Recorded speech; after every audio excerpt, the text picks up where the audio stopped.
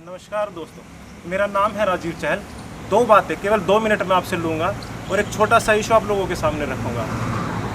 मेरे पेरेंट्स की तरह आप लोगों के पेरेंट्स ने भी या आप लोगों ने अपने बच्चों के लिए ड्रीम्स देखा होगा कि उनका बेटा बड़ा होकर इंजीनियर बने, साइंटिस्ट बने, ऑफिसर बने।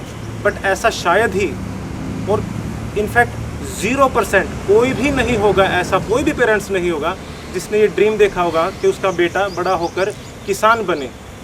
वो ऐसा इसलिए है क्योंकि किसान की ज़िंदगी 4 चरणों से, 4 फेजेस से, 4 स्टेप से होकर गुजरती है। सबसे पहला स्टेप ये आता है कि सुबह जल्दी उठकर, सनराइज़ से पहले उठकर खेतों में जाना है, पसीना बहाना है। 1-2 दिन नहीं, 6 महीने तक लगातार ये काम करना है। देन अब उस खेती के दौरान, 6 महीने के दौरान जो खाद, जो बीज, जो पेस्टिसाइड्स या जो मशीनरी है, ट्रैक्टर्स है, जो इक्विपमेंट्स यूज़ होते हैं खेती के दौरान, उन इक्विपमेंट्स पे होने वाला जो खर्चा है वो भी उस किसान को अपनी जेब से ही देना पड़ता है। अब बात आती है मौसम की, यानी वेदर, यानी भगवान के ऊपर भी उसको डिपेंड रहना पड़ता है। और मान लेते हैं वो इन 3 स्टेप्स को क्रॉस कर कर एक स्टेप और आगे बढ़ जाता है, तो अब बात आती है MSP की, यानी मिनिमम सपोर्ट प्राइस की। तो चैलेंज है उसके लिए कि वो उसे MSP के ऊपर, यानी मिनिमम सपोर्ट प्राइस के ऊपर मंडी में या किसी पर्टिकुलर किसी बिजनेसमैन को वो सेल करे। कि अब 6 महीने के बाद या कई सालों की मेहनत के बाद अगर उसे अपनी बेटी की शादी करनी हो या अपनी बहन की शादी करनी हो या अपने बच्चों को अच्छी शिक्षा देनी हो, तो उसके पास इतना पैसा नहीं होता कि उसके पास उसकी जेब में हो। उसे कहीं ना कहीं मार्केट से इंटरेस्ट पे पैसा उठाना ही पड़ता है। तो कुल मिलाकर किसानों की स्थिति वाकई में दयनीय है।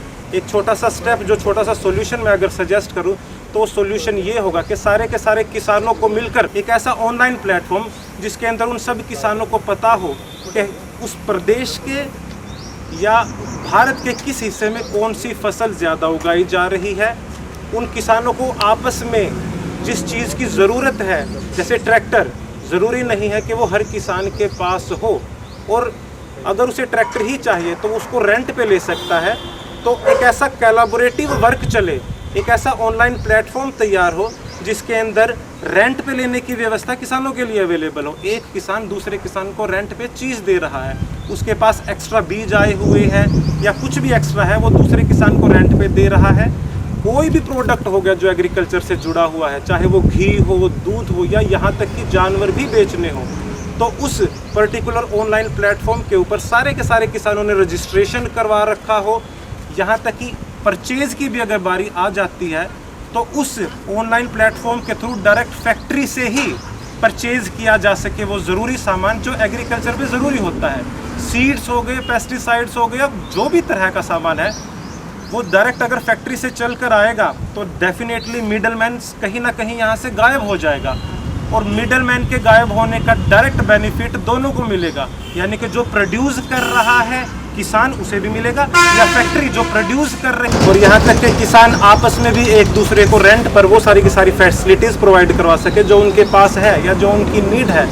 तो इस तरह से डेफिनेटली किसानों की आय चाहे 1% बढ़े, बट कुछ ना कुछ फ़ायदा ज़रूर होगा और उससे बहुत से रोज़गार के अवसर भी क्रिएट होंगे। जय हिंद, जय भारत।